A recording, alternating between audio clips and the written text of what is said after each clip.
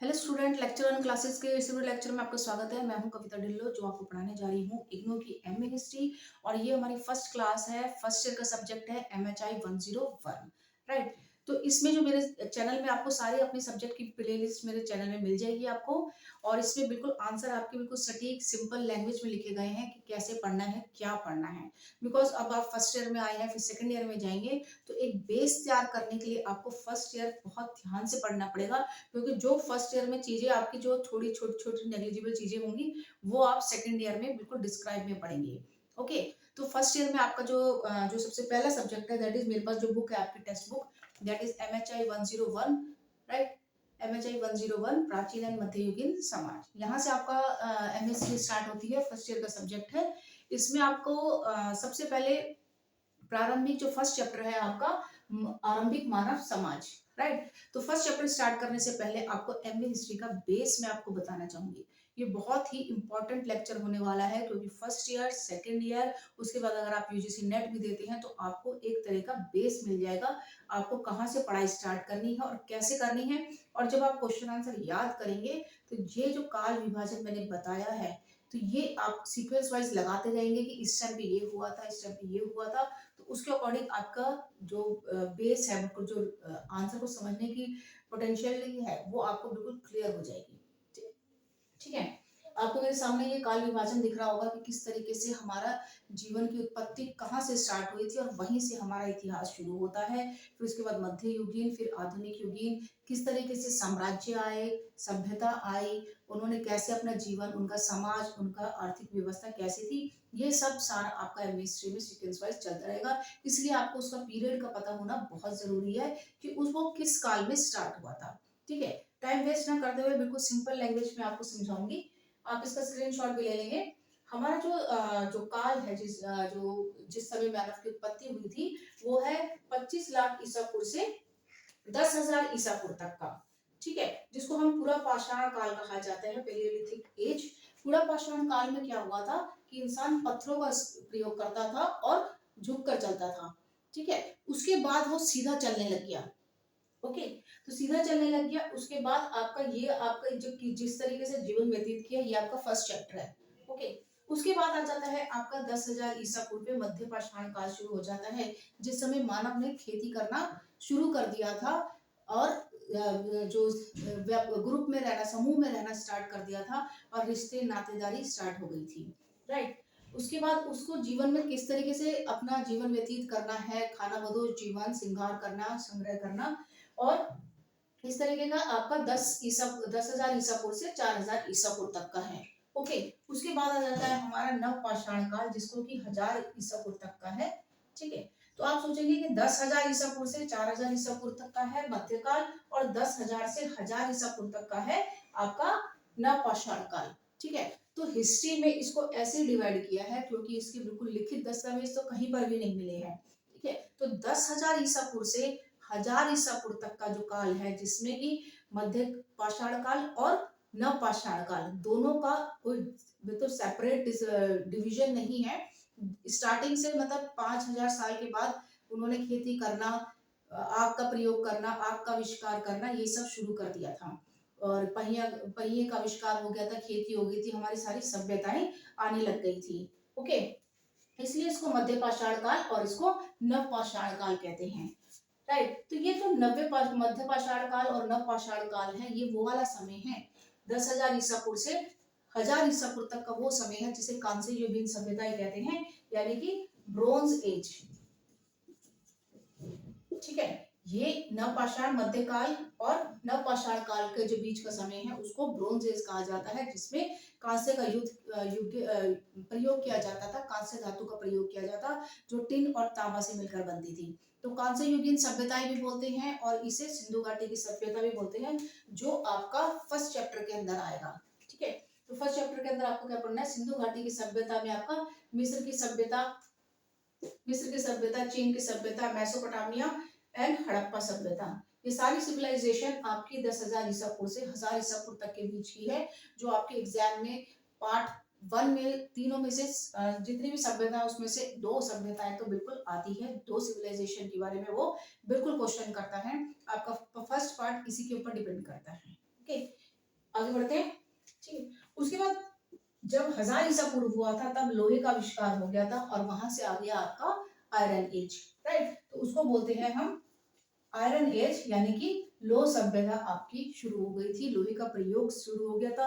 लोहे का प्रयोग शुरू हुआ तो यानी कि आपके खेती के औजार बनने लग गए और लोग खेती करने लग गए, झूम खेती शुरू हुई। सारी सभ्यताओं में जो है व्यापार शुरू हो गया है, आपस में व्यापार किया जाता था, आर्थिक व्यवस्था जो है व्यापारीकरण शुरू हो गया था इस काल में। उसके बाद जैसे ही 1000 ईसा पूर्व के बाद आपका 500 ईसा पूर्व आता है, इसके बाद आपकी साम्राज्य शुरू हो जाते हैं। ठीक है, आपको मेरे वीडियो लेक्चर में ये सारे साम्राज्य भी मिलेंगे, सीक्वेंस वाइज मैंने सारे साम्राज्य भी डाले हैं। 500 ईसा पूर्व के बाद रोमन साम्राज्य, फारसी साम्राज्य, यूनानी साम्राज्य। ये बहुत इंपॉर्टेंट है आपकी फर्स्ट ईयर के सब्जेक्ट के लिए और सेकंड ईयर के लिए भी, बिकॉज अगर आप इसका बेस तैयार कर लेंगे तो सेकंड ईयर में आपको जो पढ़ेंगे, तो आपको जो भी इनके लेखकों के बारे में पढ़ेंगे सेकंड ईयर में MHI 103 में, उसको पढ़ने में आपको बहुत आसानी होगी, क्योंकि उनकी हिस्ट्री इनके ऊपर डिपेंड करती है और इसको जो मेरे इस वीडियो लेक्चर में आप इनके बारे में डिस्क्राइब किया गया है। ओके, फिर यहाँ पर 500 ईसा पूर्व में 563 ईसा पूर्व में भगवान गौतम बुद्ध का जन्म हुआ था और फिर वहीं से बौद्ध धर्म स्टार्ट हो गया था। राइट, उसके बाद 500 ईसा पूर्व के बाद आपका यहाँ पर आ जाता है 600 ईसा पूर्व, नहीं गलत है ये, 400। 500 ईसा पूर्व के बाद बिकॉज आपका ईसा पूर्व जो है उल्टा चलता है। राइट, अभी आगे आप समझेंगे 500 ईसा पूर्व, फिर 400 ईसा पूर्व, फिर 330 ईसा पूर्व। तो इस समय में आपके क्या हुए, सारे साम्राज्य बने, रोमन, फारसी एंड यूनानी साम्राज्य। उसके बाद 330 ईसा पूर्व से 322 ईसा पूर्व के बीच में मौर्य साम्राज्य आया। राइट, मौर्य साम्राज्य का उदय हुआ, उत्तर भारत की तरफ मौर्य साम्राज्य आया। मौर्य साम्राज्य का पतन जो है शुंग वंश ने किया था, चंद्रगुप्त शुंग ने। ये आपका फर्स्ट सेकंड ईयर की हिस्ट्री में आपको इनके बारे में बिल्कुल डिस्क्राइब करना है, इसलिए ये आपका बेस है, इसका स्क्रीनशॉट ले लीजिए और ध्यान से समझिए। ठीक है, बिल्कुल सीक्वेंस वाइज एग्जैक्ट इसकी डेट बिल्कुल सही है। 322 ईसा पूर्व में मौर्य साम्राज्य हुआ। मौर्य साम्राज्य के बाद आपका शुंग वंश आया 185 ईसा पूर्व पे। राइट, उसके बाद आपका आया कर्ण वंश। कर्ण वंश के बाद आपका 78 में कर्ण वंश आया। कर्ण वंश के बाद आपका मैंने लिखा है सातवाहन। सातवाहन दक्षिण भारत से उठ के आया था। सेकंड ईयर में आपका सेकंड में दक्षिण भारत में कैसे हुआ वो भी आपका बेस यहाँ पर स्टार्ट हो गया। ठीक है, फिर सातवाहन वंश आया। सातवाहन वंश के बाद 320 ईसा पूर्व में सातवाहन वंश के बाद गुप्ता वंश आया। सातवाहन दक्षिण भारत में था, फिर गुप्ता वंश आया। गुप्ता वंश के बाद आपका 550 ईसा पूर्व में राजा हर्षवर्धन का काल आया। ठीक है, और यहाँ पर जो मैंने यही लिखा है इंडो यूनानी शासक, ये क्या होता है कि जब आप यूनानी साम्राज्य के बारे में पढ़ेंगे, यूनान भारत के बिल्कुल बगल में है। यूनानी साम्राज्य के साथ भारत में एक तरह की क्या कहते हैं कि राजा ने वहां पर जाके आक्रमण किया और वहां का एरिया अपने एरिया के अंदर मिला लिया, तो उसको इंडो यूनानी शासक बोला जाता है, जिसका नाम था मिनांडर। राइट, ये यूनान का ही था और फिर बाद में इसने बौद्ध साहित्य मतलब बौद्ध धर्म को अपनाया, बौद्ध साहित्य लिखे और इसका नाम पड़ गया मिलिंद। राइट, तो ये आपका MHI 103 के लिए बहुत इंपॉर्टेंट है, इसका आप स्क्रीनशॉट ले लीजिए। राइट, तो ये आपका बेस तैयार कर दिया है मैंने कि आपको क्या पढ़ना है, कैसे पढ़ना है। आई होप आपको ये समझ आया होगा। उसके बाद मैंने यहाँ पर ये डाला है कि 78 ईसापुर है। ईसापुर के बाद आपका ईसवी स्टार्ट हो गया है।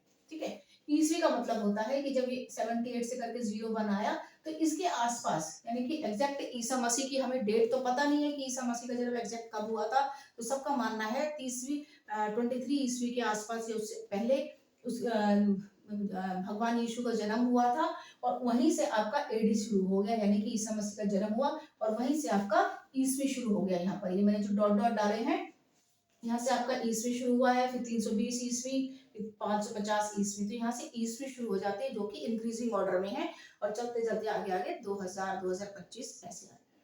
ठीक है, फिर इसके आगे राजा वर्षवर्धन आया, फिर सल्तनत काल आया। सल्तनत काल के बाद आपका मुगल साम्राज्य आया। ओके, फिर इस तरीके से हमारी हिस्ट्री आगे बढ़ती रहेगी जो आपको पढ़नी है। तो ये आपका बेस तैयार कर दिया है मैंने। ओके, अब आई होप आपको ये समझ आया होगा। उसके बाद हमें क्या पढ़ना है, फर्स्ट जो हमारा फर्स्ट चैप्टर है MHI 101 का, उसमें ये है कि मानव की उत्पत्ति कैसे हुई। तो सबको पता है कि मानव की उत्पत्ति कैसे हुई। मानव जो हमारा सबसे पहला मानव था वो था होमो हैबिलस।